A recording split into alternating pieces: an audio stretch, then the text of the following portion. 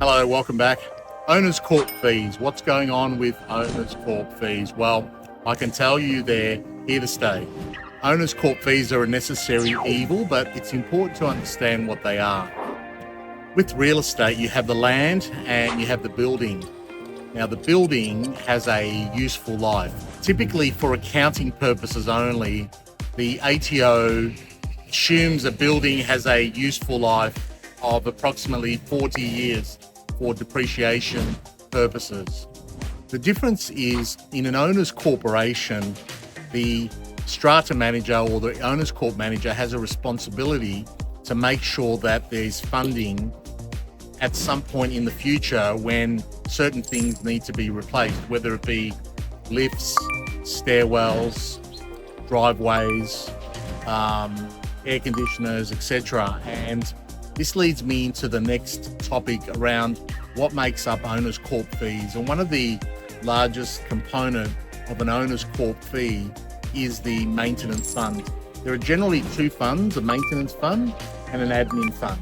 So when you look at the owner's corp fees, what you need to do is drill down on what's making up those fees. And what you will tend to see, although it varies across different postcodes and buildings, etc., what you should be seeing are two fees. A fee for the admin fund, and I'll talk a little bit about what an admin fund is, and also a fee for the maintenance fund. One of the other component of the owner's corp fees is the admin fund, and the admin fund is, if you like, think of it as a profit and loss statement every year. It's money that the owner's corp needs to pay for in order to run the business of running an owner's corporation.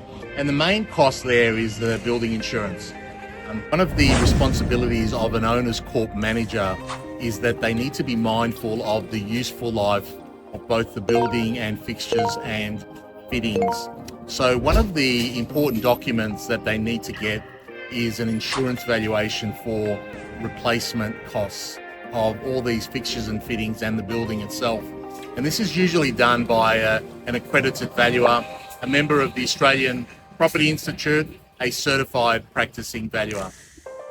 Some of you will have seen a recent article this week at Manly City Council trying to raise rates by almost 50%, and there was a mass protest by residents or from residents. They put a survey out, and that survey, I think, had something like 2% response rate, and they were using that as a means to raise rates. And the reason why they wanted to raise rates is they said there was a backlog of maintenance work or capital works that needed to be done in the council, and they need to raise rates to deal with that. So that's a good example of a council where the strategic planning has failed and the financial management has failed. So effectively what they didn't do, they didn't develop a sinking fund or a maintenance fund that had funds in the account in order to deal with some of these issues. I don't know the ins and outs of it, but really that's what it's all about. And that's no different to an apartment building which has an owner's corp. That owner's corp is responsible for making sure that the building is maintained well and that the wear and tear and the useful life of that building and the fixtures and fittings is replaced with money in the bank account. So if you have owner's corp fees which are high, but they're high because of money in the maintenance fund, that's actually a good thing because that's money in the bank, and that money will adds value to the development. The issue is more the admin fund, making sure that the admin fund is not very high, and that's why I tend to try and stay away from buildings which have a lot of things in the common area, things like swimming pools and gyms and large gardens that need maintenance, etc. So typically the stuff that I like buying is, a concrete jungle. But even then, you've got to be careful because a lot of these buildings are old. There are things like collapsed drains. There is asbestos that you need to deal with. There's also issues with those type of developments. There's a myriad of things that you need to be mindful of. Some of the problems older buildings can have is cracks and inundation in the building. Sometimes you see asbestos under the eaves or in the electricity box. You also can get collapsed drains. A lot of those drains are the old clay type, and depending on which suburb, You can actually get collapsed drains, and you may need to either reline the stormwater or sewage, or you need to get a new one. So all these things, all these costs. So there are problems with older developments and newer developments. It just depends on what cost you're looking about. But irrespective, you need to have it's really, really important to have a proper maintenance fund that's set up to deal with those future liabilities as they come due.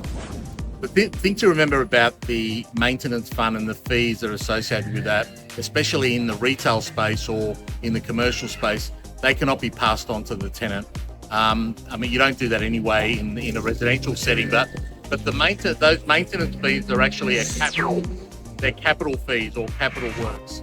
So they're capital works, therefore it's not an expense that can be passed on to a tenant in a commercial setting under the Retail Leases Act. So that's an important distinction. That maintenance fund, typically, you don't see that in a house, right? So owners don't pay maintenance fee every year, right? But if they did, they would understand why owners' corp fees can be a little bit pricey.